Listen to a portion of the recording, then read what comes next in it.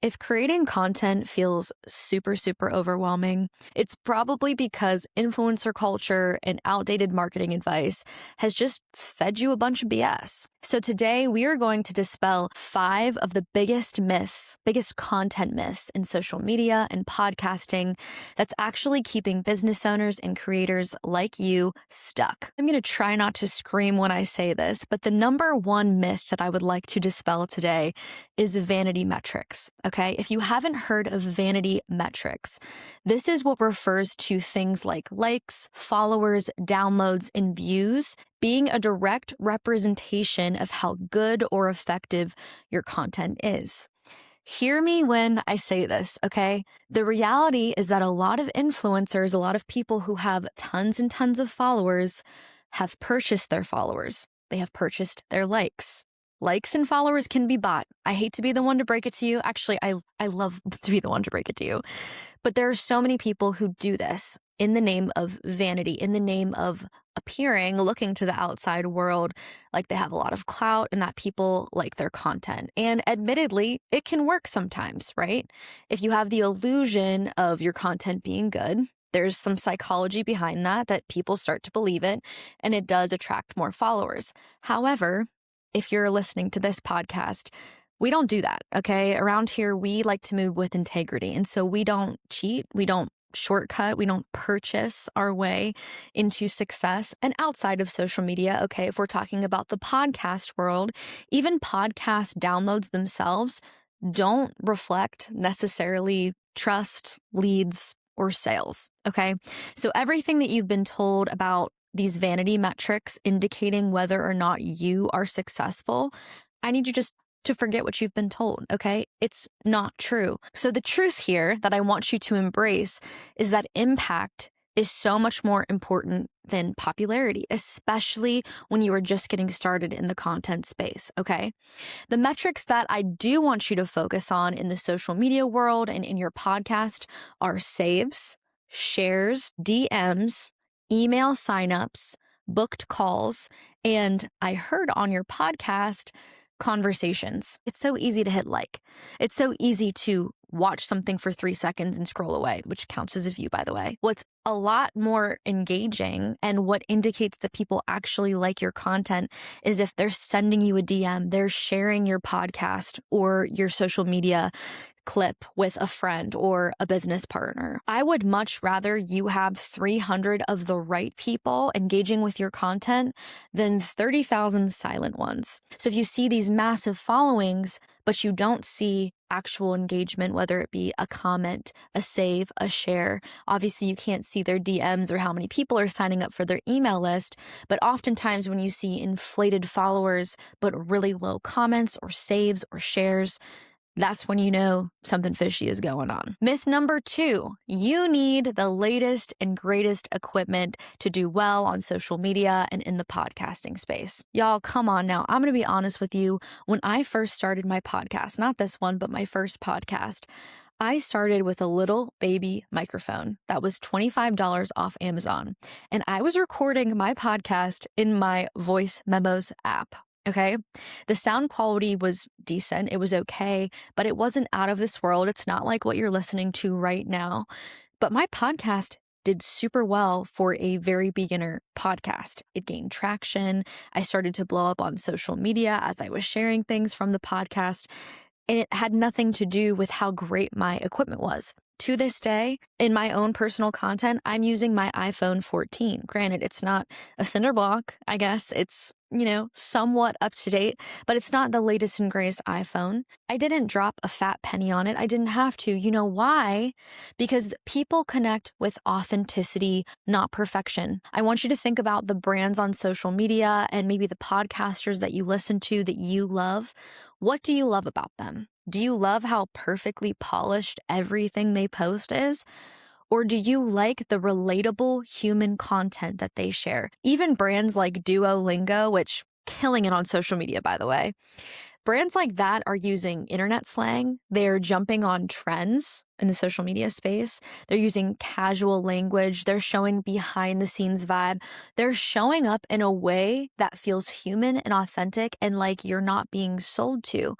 Connection beats production value every single time, and I will die on that hill, okay? I will die on that hill because people want your voice, they want your perspective, and they want your lived experience.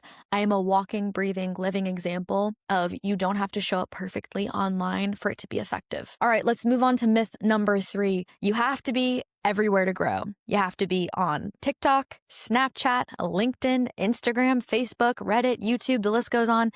No, you don't. No, you don't. Being everywhere usually leads to burnout, inconsistency, and let's be honest, mediocre content. Pick 2 or 3 platforms, maybe even one if 2 or 3 feels overwhelming.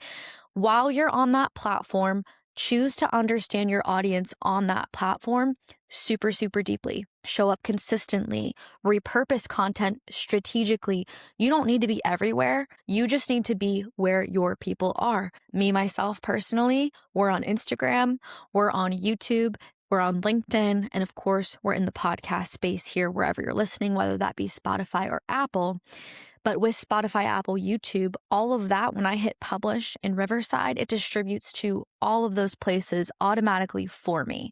So where I'm really putting my effort in is Instagram, LinkedIn, and YouTube. I focus on creating great content there, and I don't worry about the other platforms. And the truth is, you don't need to either. Just pick 2 or 3, maybe even 1 if that feels like a lot, and just focus on creating great content in that space. And don't worry about the rest. Myth number 4.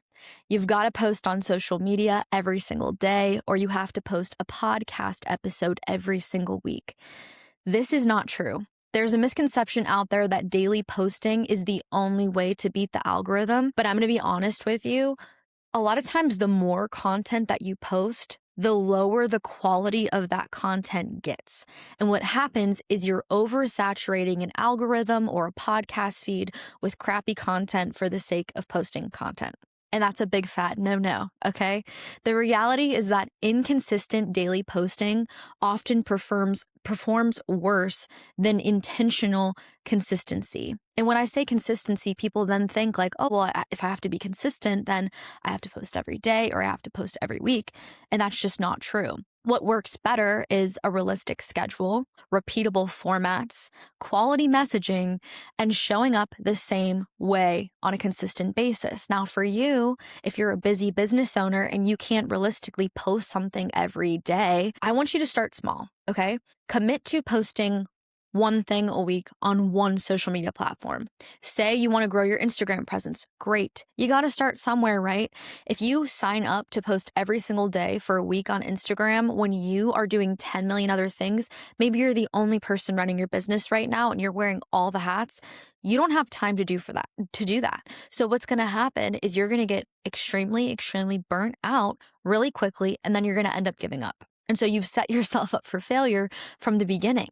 So literally just pick, all right, I'm going to post 1 thing this week, and then I'm going to be done. And then I'm going to do 1 thing next week, and then I'm going to be done. Start small, and then over time, maybe you can build your capacity if you find it manageable. All right, the last myth number 5. You need to be entertaining or good on camera in order to create successful content. This is BS, okay? So many people think that if you're not funny or charismatic or camera ready, then content won't work for you. But the reality is that not all content needs to entertain. Some content is there to educate people, to assure or reassure people, to guide people, or to answer questions, okay? So it's not always about charisma.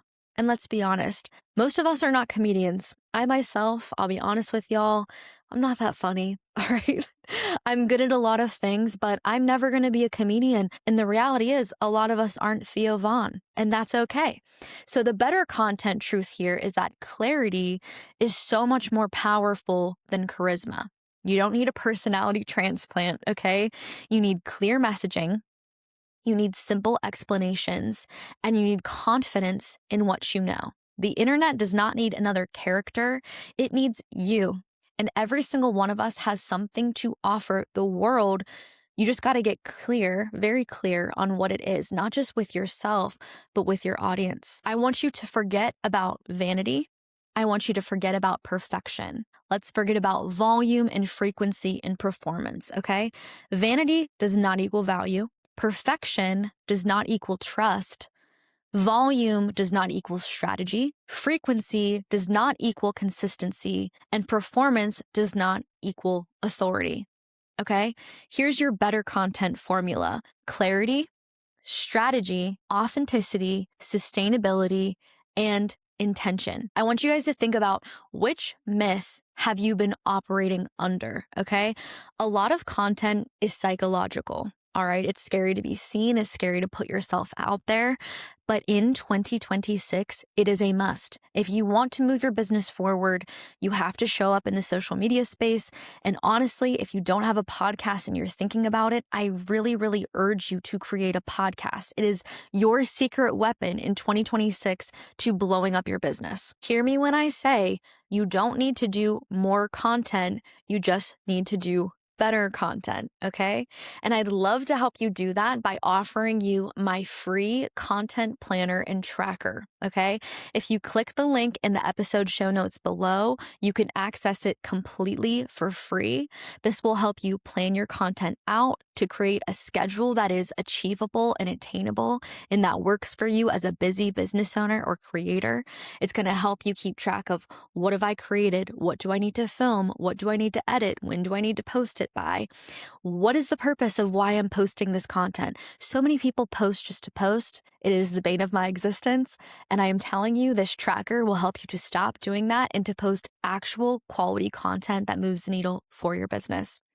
My name is Emily Ledbetter. I am the founder of Ledbetter Marketing, and you have been tuning into Content Without the Chaos. Guys, remember, content is supposed to be fun, not chaotic, but creating a strategy and a well thought out plan is the exact way that you are going to be able to have fun with your content and actually use it to explode your business. Be sure to share this episode with a friend who really needs to get out of their own way and start creating awesome content. Leave us a 5-star review wherever you listen, and be sure to tune in next week for another episode. See you guys later. Presented by Ledbetter Marketing. Better content led with purpose.